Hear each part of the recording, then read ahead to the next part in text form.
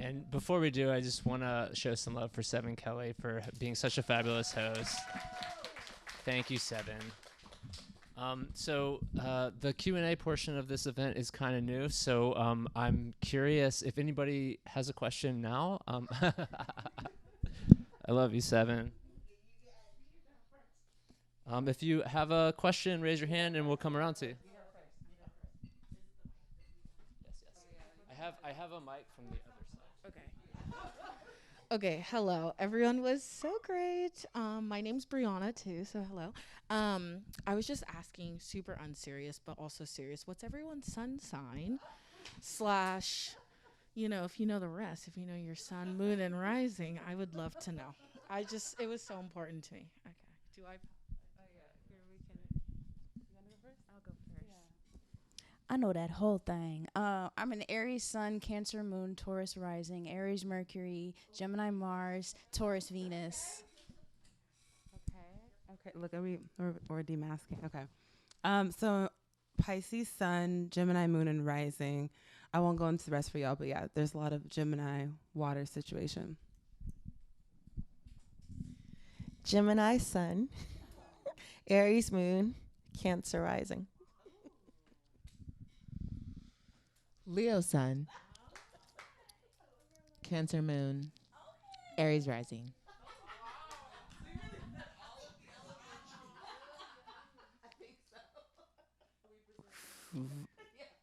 Virgo Sun, Libra Moon, Pisces Rising.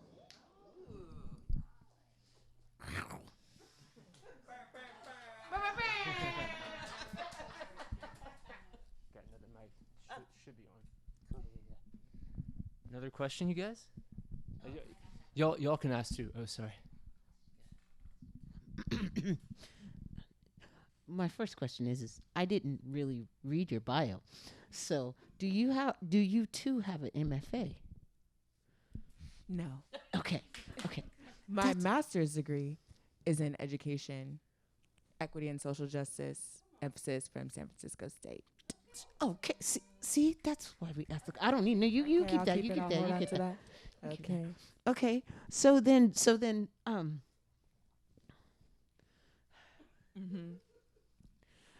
My question really is, have y'all signed up for the student debt relief?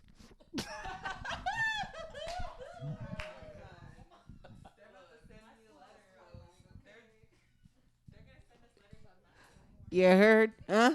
What'd you say? What? Ask a relevant question. That was relevant. Do you know? Relevant to you. Ask a relevant question. I'm sorry. Okay. All right. I'll ask a poetic question. Now you can see how long we've been knowing each other. Okay. No, really. When did you start writing? And then not just specifically when did you start writing, but when you started writing, was it poetry or something else? That's a great question. I'm going to take a breath. I can't exactly give a number age-wise, but I do know that when I was a child, I had poetic thoughts. And I used to look at the world and I would go, oh, wow, look at the way this is moving and the way that this is speaking to me. And then I quickly realized that I was alone. All my classmates wasn't thinking like that. And I know for sure that when I was younger, I started off writing. I have a younger sister. I used to write in my diary, but I have a younger sister. So I stopped because she used to break into my diary.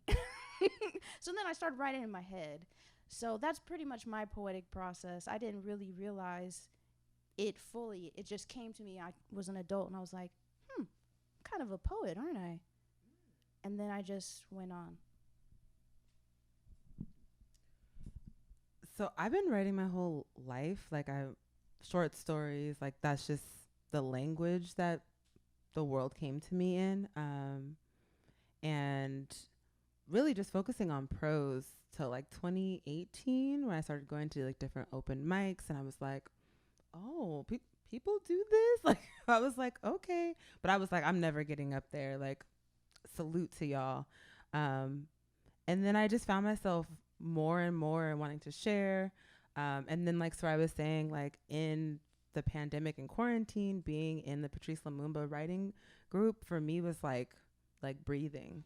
And in a way that I had never known, like to be like, oh yeah, I'm a poet. Like this is something I need to do. And it felt like another language to speak.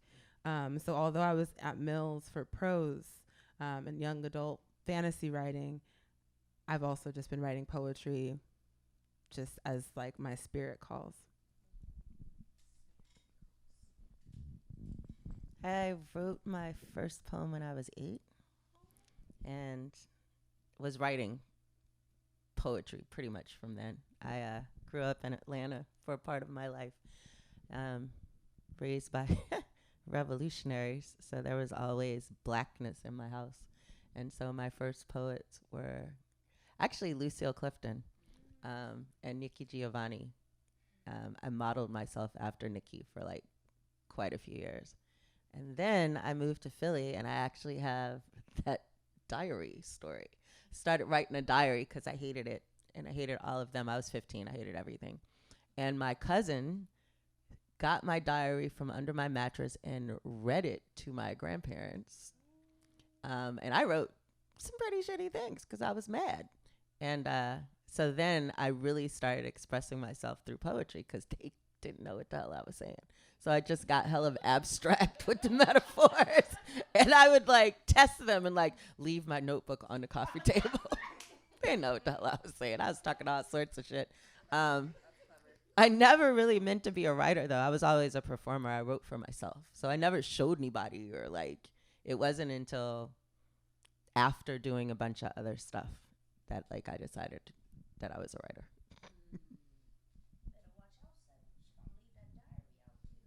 Oops. I ain't scared. I ain't scared.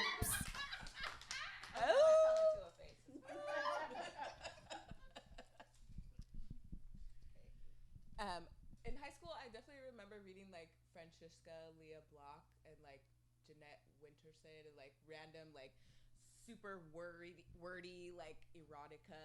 And I remember like writing in my like basketball bio like super like feely things, and the coach was like, "What the fuck? Like, this is basketball practice. Like we're not deep in your soul here. Like this is not it. That's not it." So I just remember feeling very like emotional and deep about things, but not really being able to like go anywhere with it until college, when I was really encouraged to say the F words about the whites and like all the like all the things and like the stuff they get on the stage and they're like, yeah. So I really just kind of went from there, but like it was really the pandemic where I was like, okay, like we can write, like I can be I'm a writer, yeah, right now, like I've told myself lately that like there needs to be a really safe space to be like writing, like to break down fully in writing. I feel like that's really important, like finding for yourself is that like space that you can be crazy in. That's what I'm looking for right now. So what was the question? You answered it. And then I will answer my own question. I'm the youngest of 7. I've been reading and writing since I was 4 years old. True short story writer, believe it or not. My favorite poem is Roses are red, violets are blue. I hate my sister because she sucks. And that was burr, burr, burr. It was intentionally not rhyming because my sister really sucked. If I go back, I want to say that the poem was written in 1984. But that was the start of the poetry career.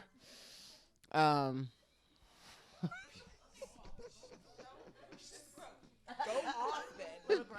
No, but really, my mom. No, what happened was my mom worked in the reprographics department at the high school, and I was about 8 when she made our first. She made my sister and I both one of a pamphlet of paper, but it had it had penguins on it at the bottom of the paper, and it said something at the top, and then it had my name, and it had these penguins at the bottom, and it said New Horizon, and you just see the penguins, and so I started writing all these short stories about what was going on with these penguins and what new horizon they were hitting or where they were going and stuff like that. And I had, by the time I was 11, had read just about all of Edgar Allan Poe. I was in on Shakespeare. I had already read half of the Bible. So I was a very well-read kid, and I wrote a lot. So I've been a writer since I can remember, to be honest and fair. But I started poetry in 1984. Hey, I have. There's one other poem that I have, but I wrote that in college. Well, actually, my friend wrote that in college. It was the poem that I told Nas to spit tonight. No, it's not. I told her. I said, we want to just come and go. I said, you just gotta go up. You say, hey, you guys want to hear a poem about justice? Sure. Ain't no justice.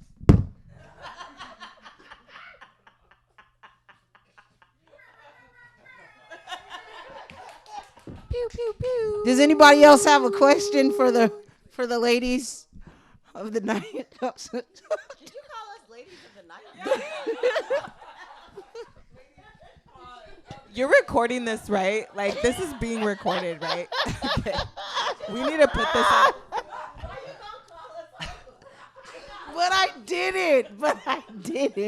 Ladies of the There night. was a pause. I said of tonight, not the night. I said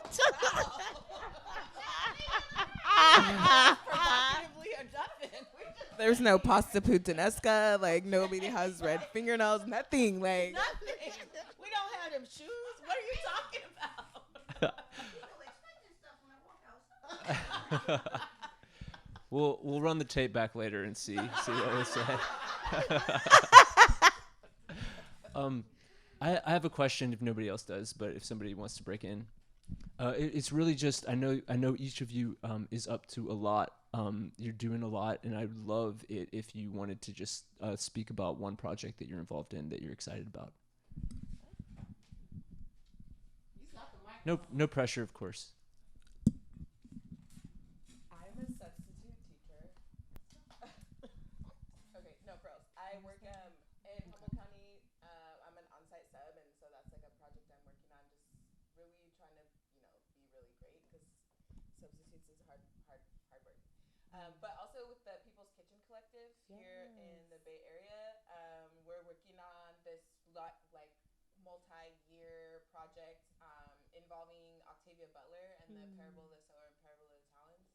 It's the Earthseed Project.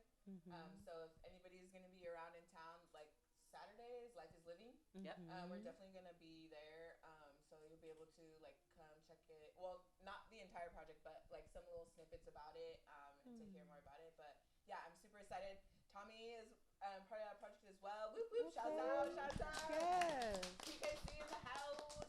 But yeah, I'm super excited about that. It's involving food justice and arts and just reading amazing futuristic works of folks. So yeah, if you're in town or if you're around, you should come to Life is Living. I have my ticket. When's it start? It starts Yeah, on what time Saturday. is yours? The free breakfast is the free breakfast will be, I believe, in the morning. I'm not sure. Do you know what time it is? It starts at 10. Thank God you know. Is this Saturday? Starts this Saturday? Yeah. And it's at is it at Defirmary? Yeah. Yeah, it's at Defirmary Park. So it should Little be great. Bobby Hut. Little Bobby Hutton Park. If you're not familiar with Life is Living, it's like Oakland. It's an festival all to the day, maximum. yeah. It's like an all day black festival. Community-wide, like lots Yep. of local organizations. Should be lots of Mhm. things for kids, lots of things for adults, peoples, everywhere. So it's the Tons first of year that vendors. Huh? Tons of vendors. yeah, it's the first year that it's back from being virtual too, I believe. Yeah, it is. Yeah, so that should be really great. So that's one thing I'm real excited about. Thanks for asking. Thank you.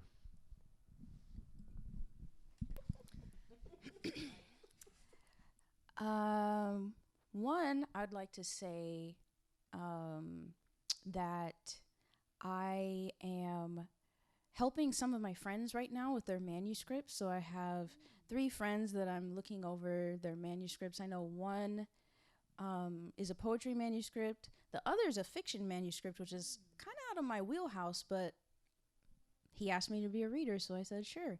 And the last one is also fiction. I'm not sure what I'm doing also again, but I said sure. And then also just one thing about me is I'm very people oriented and I love collaborating and I have a lot of skills and talents. I'm a little bit older than I look and I love to do a lot of things and pretty much a Jane of all trades, master of some.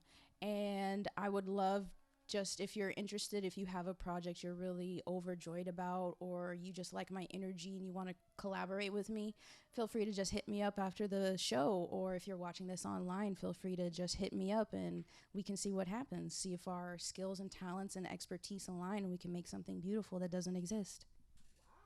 Nice. I'm like, yes. Yes. I'm already plotting.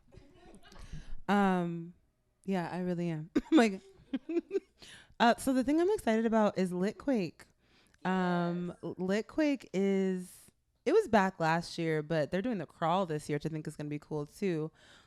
They're doing the crawl this year. I think the 22nd. Yeah. Okay. You know, yeah, I'm hosting an event for Litquake on October 15th with Black Freighter Press in honor of the anthology we have coming out called When We Exhale. Shout out Briana, who's one of our contributors. So Sarai. This is anthology really centering Black women in ancestral medicine.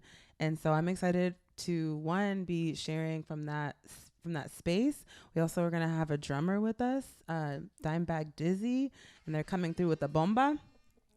And so just really excited and honored that we're going to be able to like be outside together, be able to, just be with all the writers. I just love when writers get together because there's a little squeal we all have when we see each other. It's like, ooh. So I'm looking forward to that.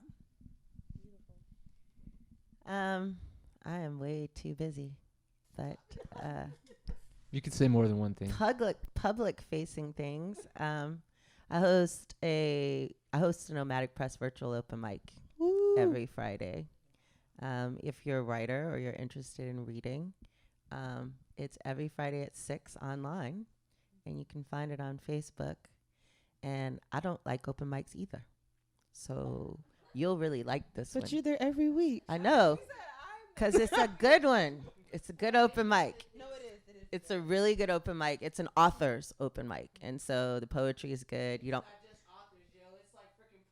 Yeah, it's okay. Okay, there tend to be a percentage of poet laureates that come to the thing, but it's a really good poetry. I also host the Berkeley Poetry Slam every second Wednesday of the month. It happens every Wednesday, but I host every second Wednesday.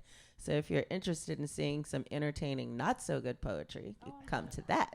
That's in Berkeley. And as far as what I'm working on, I am really trying to complete, because I'm full-time in school, because I'm going for my BA in creative writing.